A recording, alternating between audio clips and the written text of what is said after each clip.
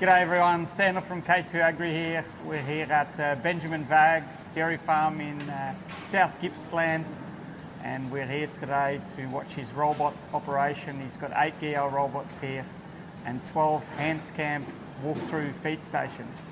So, g'day Ben. How you going, Sander? So this is my parents' farm. It's intergenerational, 650 acres. We predominantly milk jerseys. The aim is to milk 600 jerseys because effectively we've got 600 acres of grass, so a cow to the acre is the plan. That's very competitive. So with jerseys, maybe one day I might go a little bit more than a cow to the acre with a jersey. We better get cracking, Sander, because I see the automatic flood wash has turned itself on, and we're standing in a flood wash alley. Oh, yep, butter. Yep. So, what sort of setup have you got going here, Ben? What's your installation here? How old is it? When did you start building? So we started building 3.5 years ago. Did the earthworks, did the effluent ponds, did the driveways. We actually had a mild winter, so we managed to build all the way through winter. So that's what kept us on track, on time. The concreter finished the day before Christmas, and so installation took about 3 months after everyone come back from Christmas holidays, and we're in here the first week of May. So this installation hasn't been going for 12 months yet. Okay, so how long have you been milking? Just under 11 months and maybe 2 weeks. Okay, awesome. So when we introduced the cows, we milked the spring herd in here first and kept the old shed going on the property at the other end of the farm, and milked the autumn heifers down there, autumn herd down there, because they were so fresh, and it just took the pressure off having to break 500 cows in. The first 2 days getting the cows through, we put 350 cows through. It took us 22 hours. So we turned around and finished at 12 o'clock, turned around and come back at 4. So we did that for a couple of days. But after 3 days, cows are starting to move in there quite comfortably with some social pressure. It was long hours, but yeah, it's memorable. And little jerseys, you could just push them in. Yeah, a couple of our big Friesians, they were just like, oh, I'm not going in there. But as soon as they saw the grain, they kind of figured it out. Yeah. Now, let's go have a look. Oh. So we've got 8 GEA robots, with 2 more pits for another 4 in the future, but we're not pushing to expand. We're just pushing to consolidate our numbers because we grew pretty rapidly. Because I've been back managing the farm for 7 years, and that was the thing. That was the goal, is to milk more cows because we had the land, so it would make it easier for me to start succession. So, how many cows are you milking? At the moment, today we're milking 515 cows. So we sent some choppers early. We will get up to 600 this coming spring with 140 heifers coming into the herd. Okay, and you've got a bit of a feed wall out the back here.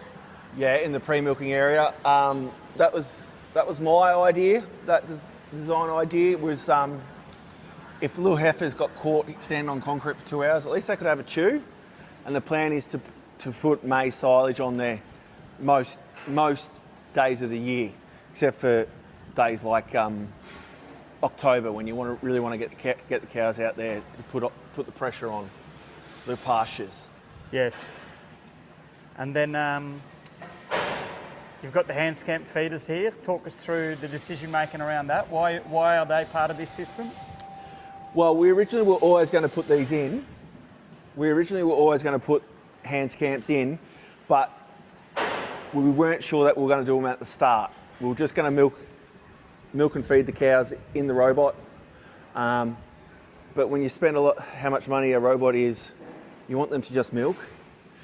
And so this increases our capacity to feed and increases our through time with cows just going to the robot and milking. So the reason why we decided to put the Hanskamps in straight away was had all the techs here. It could be under the shed. As you could see, the cows step up into the Hanskamp. I'm not sure what little Dale's doing there. So some of the bigger cows, some of the Friesians, their feet are still on the step. So any poo can go on the scraping floor and gone. I've had a thought that maybe we could, in the future, have the Hanskamps sitting a bit further out, but that does take up post-milking area yard space, but then again, we don't really need post-milking yard space that much anyway. So the whole reason why we wanted Hanskamps is because you've got the ability to feed 4 different feeds to the one cow. So we will lead feed through here as well, bring the cows off the hill where they're calving. Fresh calves will go into the pre-milking area. Post-calf, the lead feeders that have yet to calve come in, have a chew. Once they're finished, go on back up to the paddock. So that's the plan, is to do that. Whilst the milkers have already gone through the robots in the morning, is normally a lull, and so we want to bring the lead feeders in, and it just makes lead feeding easier. So how did you first, I suppose, get to learn about the Hanskamp feed stations? I'd seen the ones, and I really didn't like the idea of reversing out. And then I'd come across Hanskamp at another farm, another robot farm. Heard about them, and then another local guy installed them. I was like, we went in to have a look, and he's just like, nah, this is what we want. This is what we want. So here we've only got enough room for 1.5 Hanskamps per robot.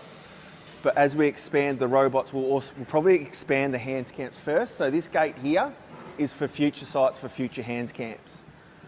So we could get up to about, I think it's like 20 to 21 Hanskamps fitting all along here. So that's the plan, is to get the cows, get them milked. The robot does the milking. Yes, they have a chew, but get them into the Hanskamp for their feed. So how are these different to a feed station that backs out? So it protects the little cows. Because they'll have a chew and then they'll walk forward. And so the big bully cows don't come in on the top and smack into them.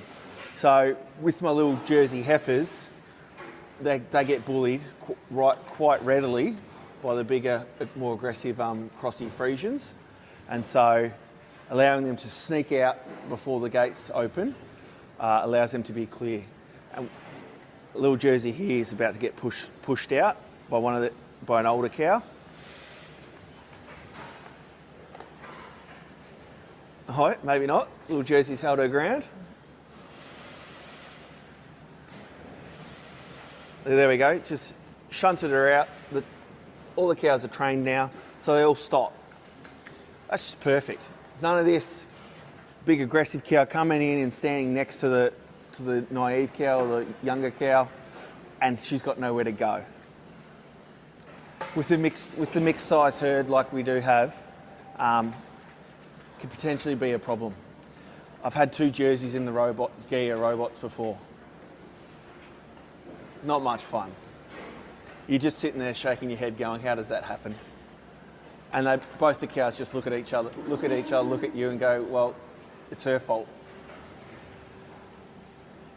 We're having a little chat before, Sandra, around the lick rate and how much we might have the lick rate just a little bit too much amount being dropped, because we've got a bit of wastage out the front. So the wastage out the front is from 24 hours worth of feeding. So you reckon your feed speed's a little bit high? Yeah. Yeah. Yeah, just cows mightn't be licking the bowl as clean enough, and so it's getting left. And what we're fortunate enough that we don't have to have any set of gates in front. I'm not sure why. It's working well for us, but we do have 1 or 2 cows linger in the post Hanskamp area, trying their luck to try and lick and steal. I did see a big black crossie have her head in a little jersey, was in there going, "Where's my feed?" Yes. So I have seen that, but it's nothing crazy because no one shooed that crossie away. She just left on her own volition. So do you find any bullying in this system at all? Not really. Not really. When you got good numbers here, not really.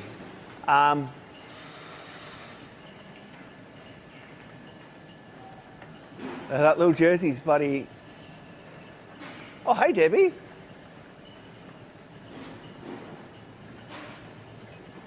What are you doing, Deb? That's Debbie.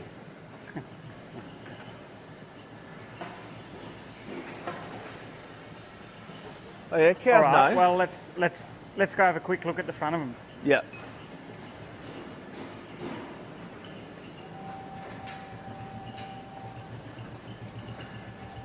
We got one cow right on cue. This is what we want to stop.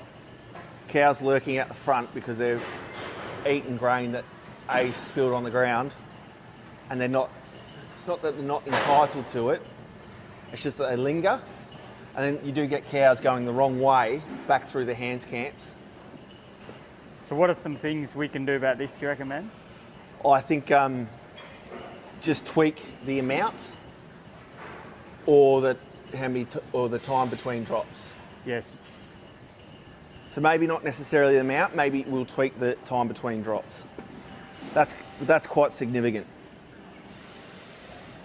So here what we see is... That's a bit worse than what we had before when we were here. So what we're trying to do is, the way the units work, they've got a feed bowl just there. So we're trying to get that cow to keep her head in the bowl the whole time by licking. But as you can see, as soon as there's a bit too much feed in the bowl, she'll start chewing the feed and she'll start lifting her head up, which is when we get the spillage. So here you go, here's another cow, she's just popped her head up, so there's a bit of spillage there. So as you can see, there's probably, a good kilo a day maybe a little bit more getting wasted currently. So yeah, there's a little bit of fine tuning to do because Benjamin's feeding a lot of grain. How much you're feeding again? 8 kilos. 8 kilos to these, 8 kilos to these little jerseys, and their eating speed is going to be lower than the Holstein cows. So what we can see currently is literally, we'll probably find that there's a cow in every single stall at the moment. So he's literally running at full capacity with 12 feed stations here and 8 robots. So these robots are just smashing out the cows because a lot of the grain's getting distributed through the feeders, which means Benjamin can run his robots at 100% capacity all the time. And yeah, we currently looks like we're not keeping up, Ben. What do we do? I'm not sure on that I one. know the answer. Yeah. I'd hope you did. That's why you're here. Nah. We comfortable with this. Comfortable with this. So have they met expectation, Ben? Like, you've made a massive investment here. You go and do your research. Yeah, you go talk to different farmers. You work through all sorts of information. So is this part, have the Hanskamp feed stations met expectation? Yeah, if you're going to put robots in, put the walk-through feed station in. It makes sense. I've got some friends that are robot farmers. They don't have a feed station. They just put another robot in. And I'm just like, the feed station's got more utility for you as well. So like, you can lead feed. You can train your heifers to go and have some grain as well. So we will be running, last year when we were in the drought, we ran the dry cows through the old shed to feed grain. Potentially we could do that here. We've got flexibility to do whatever we want to do. it'd be interesting on competition and what happens when you've got a whole heap of dry cows that just want to lick a grain. They only get a whiff of grain, but this just makes the whole operation flow. Cows go have a chew on the feed wall, get a bit of fibre, high quality fibre, come through the robot, get milked, have a little chew of grain, and then get a lot of their grain here. And out they go. We've got some water troughs out there as well in the sort yards. So we want to reward the cows for coming back to the robots, regardless of whether they're being milked or not as well. So if they've got a feed allocation, they can have a little chew before they go back out to the pastures. So we want them to be rewarded for coming into the robots by themselves. So the only thing is, probably should have put more in. Oh, I love hearing that. Awesome. Amazing. Keep it coming. So just before, Ben, we spoke about, you know, in most robotic dairies, water's a really big thing and people put it after the post-milking area, realistically, right? Yep. Because they're worried about pulling cows away from the robots. Yep. That seems to be a challenge in some robotic dairies. What do you find happens here? Like, let's have a look at this. What do you call this area here? This is a post-milking yard, post area. Okay. So it's in between the robots and the Hanskamps. So the cows can't leave the shed without going through a Hanskamp. So we've got a lot of cows. They've just had a belly full of maize silage or pasture silage on the feed wall. They've had a grain chew in the robot. It wouldn't hurt her to go have a drink just now in this area here while she's waiting to have a big grain chew. So they have water before. They can have water before the robots coming into the shed and after leaving.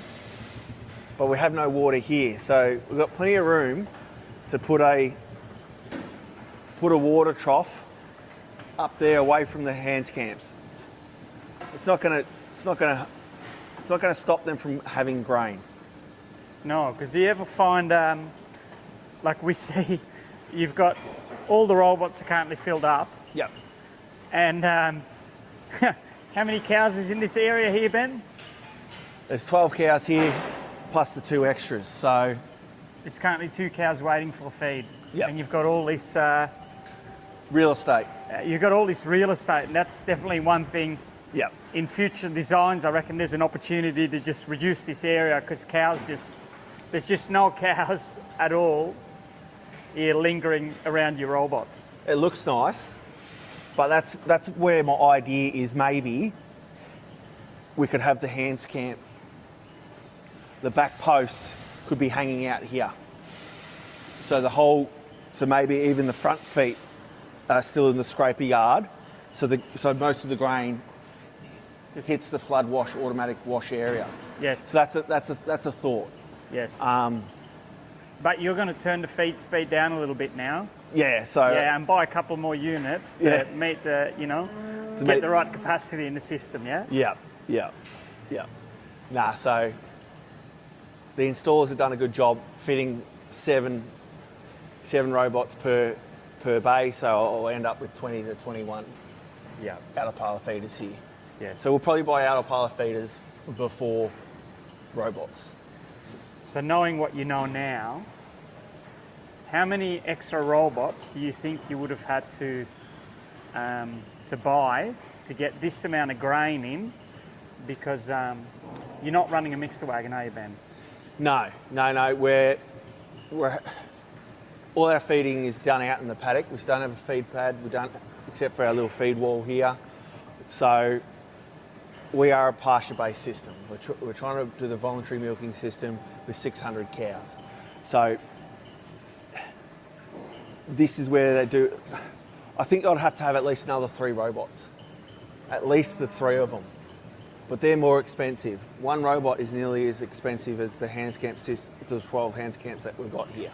So it's a cheaper and more efficient solution to have the walk-through out-of-parlour feeders. Yes. And so overall, how have you found your robotic dairy experience so far. What are some things that you've come up against? What are some things you've learned? What are some learning curves yet to come still, you think? The biggest learning curve is probably I should have ran the software system and the collar system 12, 18 months before, so I'll just have that down pat. I know how to run it, and the only new thing would be running the pasture systems, the grazing systems, and the robots, learning the robots. So anything you can learn before is better. It's kind of like if you're going to go robotics, well, maybe pay for a few things with cash flow. Maybe do your earthworks. Maybe put a water treatment plant in 5 years in front, because you'll get some benefit of having treated water for your cows now for the next 5 years before you need it for your robots. So you're saying there's some incremental things that you could do to work towards this rather than 100%. do a complete greenfield like yourself and Yeah, do all the 100%. learning at once. Yeah, we did the job at once. We did all the learning at once, and it's quite taxing. Some days you just feel like, oh, holy crap, what have I done? And other days you're just like, oh, like today, we're chopping maize. We're also doing some bales of maize for the lead feeders for winter, for this coming winter, so I don't have to cart the maize up the hills. It's just going to save me hours. Some days like this, you're just like, oh, this is great. Someone rocked up at 5 o'clock this morning and just looked at the system and went busting their ass, slinging cups at 5 in the morning. No better way to start the day than busting your ass, because you've got things to do, but it's never fun. Murphy's Law strikes too often in dairy. So yeah, incremental investments, incremental learnings. If you can learn things before it's go time, do it. If you can pay for something with cash flow, then do it. But yeah, cows seem pretty happy. They've never really chased me around going, we're hungry. So I've never really got the grazing wrong, but in a negative sense, I've always offered too much grass and then can't get the buggers to come. So, you know, it's fine tuning those things.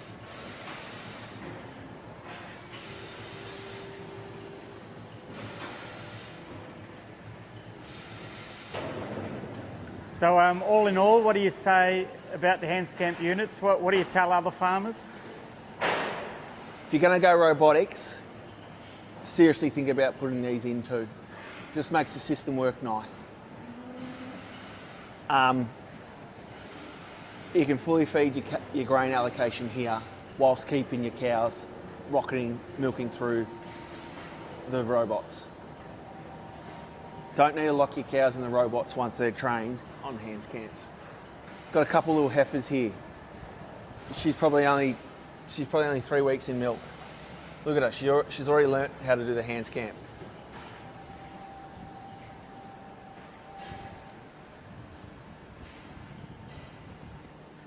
Sometimes they get a bit nervous when you stand behind them.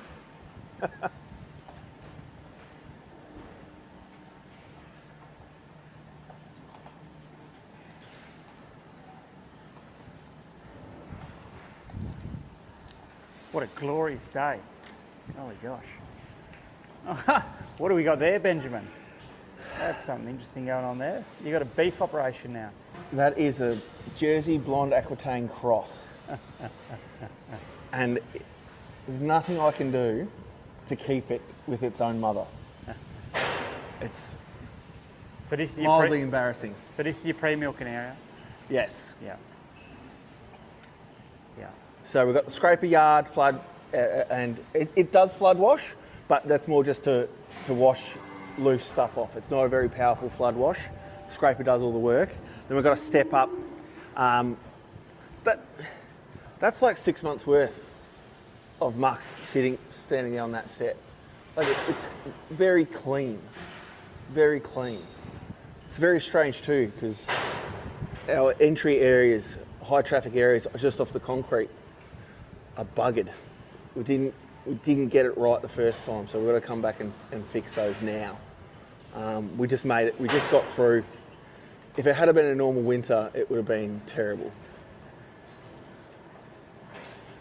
So yeah, it's a bit of muck does get dragged into the robots, but it's pretty clean.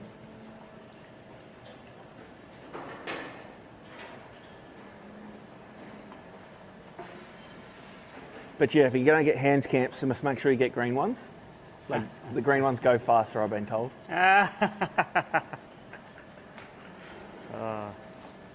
All right. Thanks, Ben. Thanks for having us at your farm today. Really appreciate sharing your story and showing us the operation. Really appreciate it. Nah, no worries, Sander. Anytime.